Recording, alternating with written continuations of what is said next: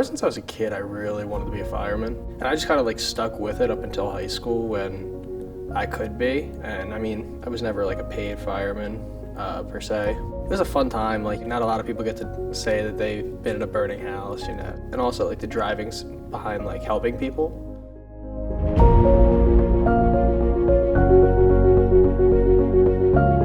Time away from my family is like the biggest thing, you know, sitting down for Thanksgiving dinner and being there for 5 minutes, you know, until pager. You know, you could be gone for 20 minutes. Or 2 or 3 years ago, we ended up getting caught out for like a 3-alarm fire, and I left at like 4:30 from Easter dinner.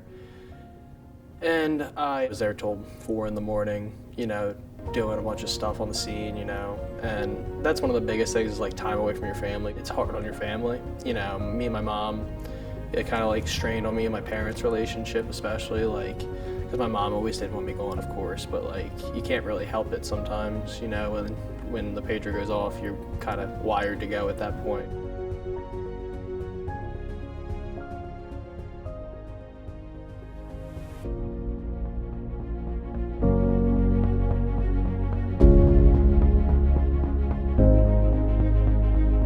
I remember I got home from school and I would take a nap every day. So I remember it was like January 27th or 28th. It was real cold. I remember that part. I remember waking up for a call. I remember my pager woke me up. It was just about before my alarm was about to wake me up. And we got called out for a fire standby, which I didn't really jump too quick. You get there and it's just like a fender bender or whatnot.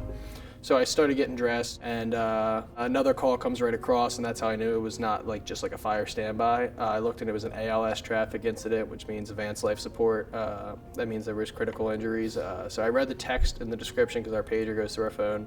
We had the call description of an ATV crash with one rider laying in the road, and he was unresponsive, and another one who was critical. So I made my way down to the station. Must have been going 80 or 90 miles an hour. I got on the truck and it was just me and a couple of the older guys.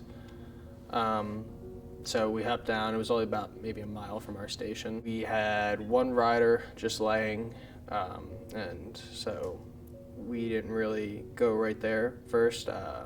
We had the other rider, and the one thing I can't forget from that is the scream, because he did not want us to touch it. He shattered at least good 30% of his upper body. He did not want us to touch him. We ended up getting him backboarded finally. It was he was struggling, so it was a little hard because, of course, after traumatic injury, you know, hitting your head, obviously you're not very happy about that, and also shattering 30% of your body you're normally not happy about.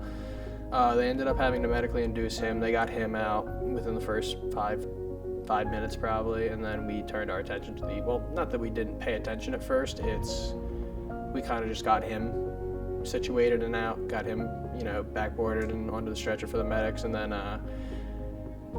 we made our way over to the other kid, and he ended up being DOA, which is dead on arrival. He was 13. They were riding their quad back from the other side of town, and they didn't have lights on it, and it was dark, because 5:30 in January, it's dark. And car ended up turning, not being able to see them in front of them, and they ended up macking the side of it. The only reason the kid on the back lived is because the kid who was driving, who was 13, gave his helmet to him. That was the only thing that saved him. The other kid,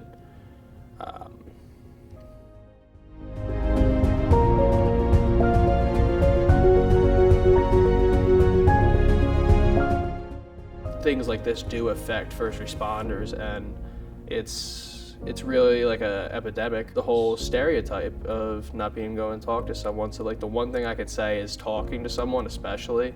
I didn't do it for so long after that call, and I bottled all the negative memories. It is real, and PTSD, anxiety, depression, people should go out and talk to someone about it. And you know, that's what I've done, and now I'm moving on a right path where I feel confident enough where I can go on and do my thing.